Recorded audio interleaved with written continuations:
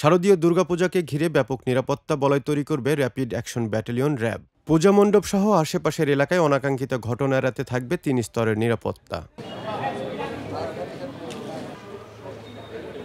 নিয়মিত টহলের পাশাপাশি সাদা পোশাকে দায়িত্ব পালন করবে র্যাব সদস্যরা।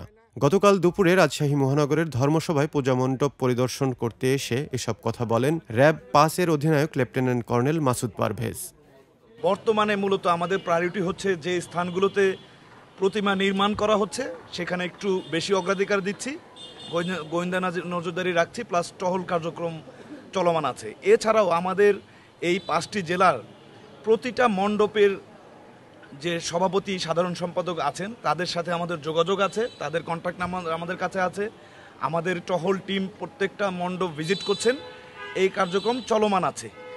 আর যখন ষষ্ঠী পূজার দিন থেকে শুরু হবে পূজা, তখন বিশেষ করে পূজা মণ্ডপ প্লাস সেই মণ্ডপে যাওয়া আসার যে রুট সেখানেও আমরা বিশেষ নজরদারি রাখবো এবং টহল কার্যক্রম পরিচালনা করব।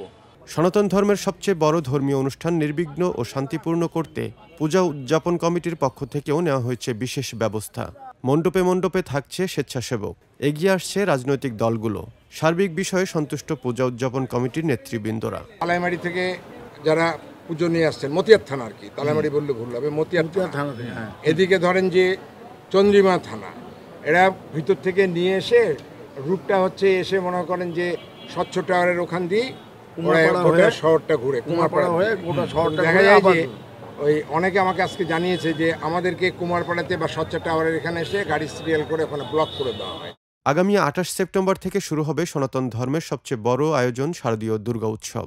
এবছর রাজশাহী মহানগরী জুড়ে থাকছে ২৮টি পূজা মণ্ডপ।